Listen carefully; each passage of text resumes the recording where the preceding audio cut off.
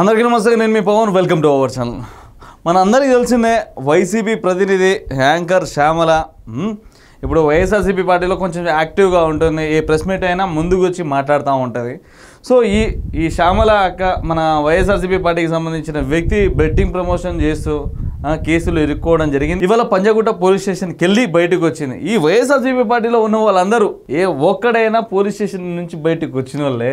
వీళ్ళ కథలు కార్యక్రమాలు అన్నీ ఆ పోలీస్ స్టేషన్లోనే ఉంటాయి.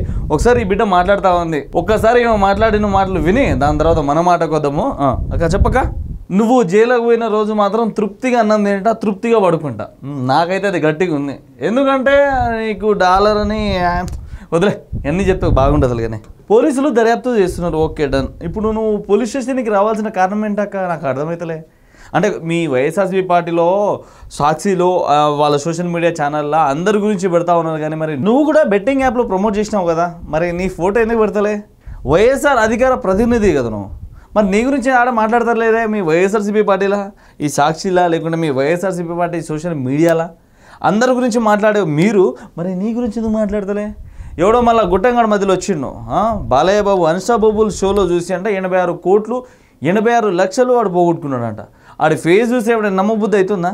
వైఎస్ఆర్సీపీ పార్టీలో ఎంత లత్కోర్గాలు ఉన్నారంటే ఇంకా మీ వైఎస్ఆర్సీపీ పార్టీ వాళ్ళకే తెలుసు. చట్టాల మీద న్యాయ వ్యవస్థ మీద నమ్మకం ఉంది. ఖచ్చితంగా పట్టుకోవడంలో నేను ఎంతవరకు సాయం చేయగలను కాదు, నాకు అర్థమవుతలే. ఎవరిని పట్టుకోవాలి, ఎవరిని ఖచ్చితంగా శిక్షించాలి? బెట్టింగ్ యాప్ ప్రమోట్ చేసింది నువ్వైతే మరి నిన్ను శిక్షించాలి. కానీ మరి వేరే వాళ్ళని ఎందుకు శిక్షిస్తారు? నువ్వు ప్రమోట్ చేసినప్పుడు పైసలు తీసుకోలేదా శ్యామల? అరే శ్యామల, నువ్వు బెట్టింగ్ యాప్ ప్రమోట్ చేసినప్పుడు పైసలు తీసుకున్నావు కదా. అదర్ కంట్రీస్కి ఆడికైనా టూర్కి వెళ్ళినా డాలర్స్ తీసుకున్నావు అంటే అది పక్కన విషయంలే. సరే, నువ్వు ఎందుకు వచ్చినావు చెప్పు.